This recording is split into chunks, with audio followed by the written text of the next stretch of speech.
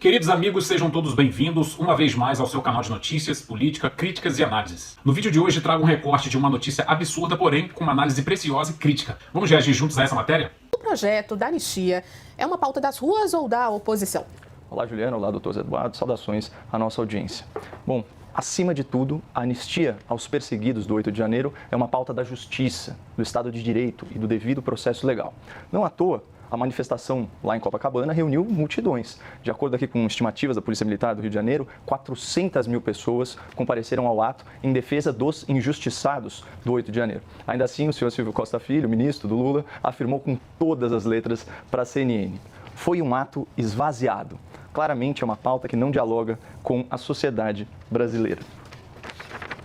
Isso aqui parece a imagem de um ato esvaziado, com os dois lados da Avenida Atlântica tomados e o povo ainda ocupando a faixa de areia? Esse negacionismo extremo do ministro Lula me lembrou uma passagem de Mateus, que por uma ironia do destino, Zé, está no capítulo 13, versículo 13. Mesmo vendo, não veem, e ouvindo, não ouvem, nem entendem, pois o coração desse povo se tornou insensível à verdade. Se assim não fosse, poderiam ver com os olhos, ouvir com os ouvidos, entender com o coração. Senhor Silvio Costa, aprendiz de Lula da Silva, por acaso o senhor não acredita nos seus próprios olhos? Vou te ajudar com mais um exemplo. Vamos falar de um evento realmente esvaziado, com uma pauta, aí sim, que claramente não dialoga com a sociedade brasileira. Para quem não se lembra, no começo desse ano, Lula da Silva convocou toda a sua militância e ainda mobilizou a elite dos três poderes para uma manifestação pública de repúdio aos atos do 8 de janeiro. A ideia era dar um grande abraço simbólico na democracia com a presença dos presidentes da República, do Senado, da Câmara, do STF, sem falar em outras autoridades, outros ministros aí do Supremo. Manchete da nossa CNN Brasil na véspera do evento, dia 7 de janeiro de 2025.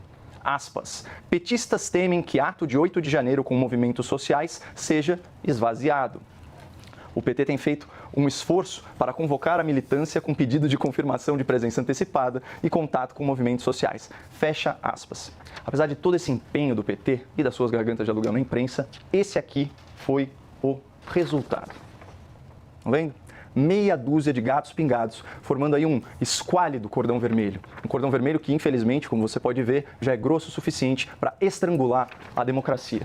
Mas o fato é que não tem nem 1000 pessoas aqui. Isso sim é um ato esvaziado que não dialoga com a sociedade. Um ato promovido pelo seu governo, ministro. Aliás, um governo que escolheu colocar na justiça os amigos e os companheiros do rei. É por isso que, segundo aqui o Datafolha, a aprovação do governo Lula está em 24%. É por isso que a avaliação positiva do STF, segundo a Poder Data, está em 12%.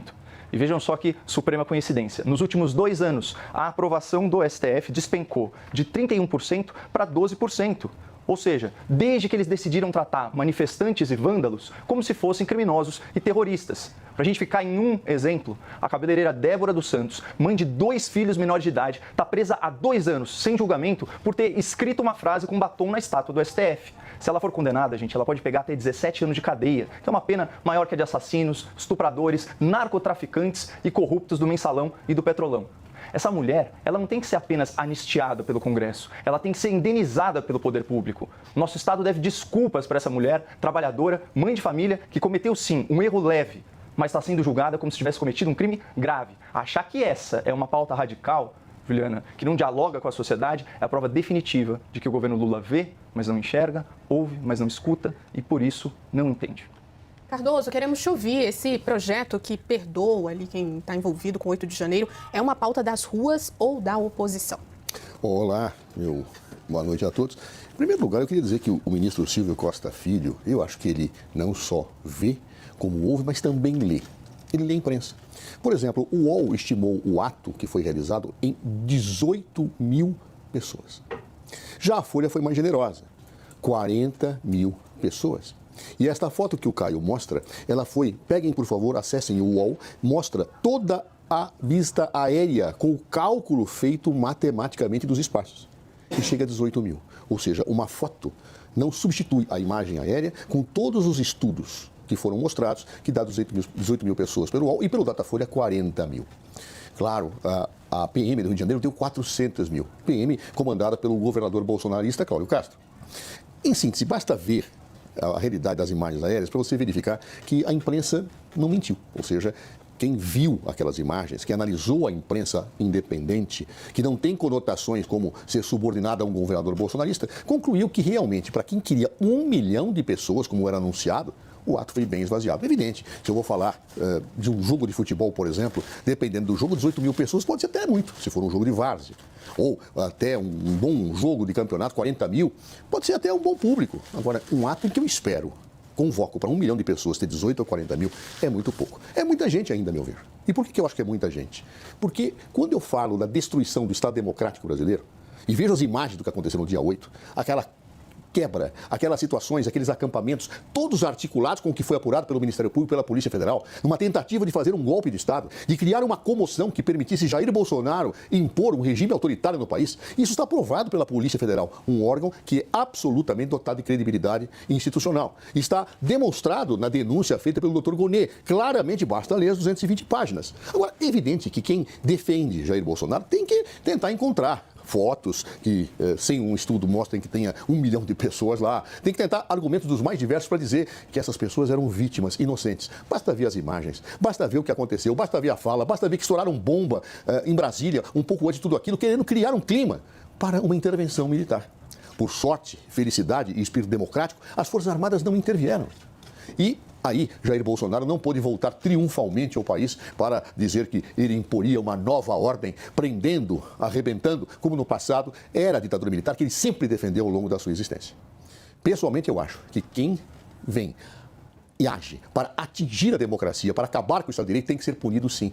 E uma democracia que se preza não pode anistiar os que tentaram exterminá-la. Nesse caso, anistiar aqueles que tentaram organizar esse golpe de Estado significaria pura e simplesmente mostrar que a democracia brasileira não se impõe ao respeito. E quem não se impõe ao respeito nunca será respeitado. A democracia no Brasil foi conquistada a duras penas. Nós derrotamos a ditadura militar, nós derrotamos aqueles que praticavam atos de tortura e instauramos uma Constituição democrática em 1988 que queriam abolir, a pretexto de dizer, não, vamos invocar lá um artigo 142 para fazer uma intervenção militar, numa leitura jurídica completamente autoritária e estapafúrdia. Portanto, acho que a anistia ela é defendida por um grupo radicalizado, que quer levar para as ruas, mas não é efetivamente uma bandeira do povo brasileiro. Coppola, ainda sobre esse assunto, novas manifestações, tanto da oposição quanto dos governistas, podem impactar a tramitação do PL da anistia, como tanto defende o partido do ex-presidente? Bom, certamente, dezenas de milhares de pessoas nas ruas, ou centenas de milhares de pessoas nas ruas, são um elemento de pressão popular que precisa ser reconhecido. Vamos retomar aqui a pauta do debate. A questão é a seguinte, esse tema da anistia é um tema que tomou as ruas? É evidente que sim. A gente tem que estabelecer aqui critérios mínimos. Se a gente vai falar que um evento que reúne, seja lá, 400 mil pessoas ou 40 mil pessoas por uma causa política no final de semana, se a gente vai falar que esse evento foi esvaziado, o que dizer então desse evento aqui? É evidente. Aqui a gente está falando de um evento que foi promovido pela imprensa, amplamente divulgado. A gente sabe muito bem aí das inclinações do nosso jornalismo especializado. Um evento promovido pela imprensa, com a força da máquina pública, a força dos movimentos sociais, dos sindicatos e a força do orçamento. Afinal de contas, as emendas parlamentares estão na mão do Poder Executivo. Ainda assim, você não consegue juntar meia dúzia de gato pingado para estrangular direito a palavra democracia. Então vamos colocar os pingos nos is aqui.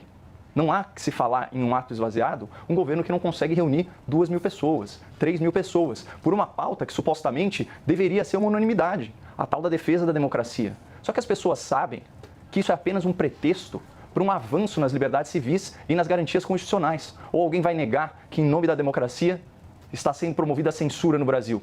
A Folha de São Paulo tem editoriais sobre isso. Alguém vai negar isso? Alguém vai falar, ao contrário do que denunciou a PGR, a Associação Nacional dos Procuradores, que está em curso a violação do devido processo legal nos inquéritos do Supremo Tribunal Federal?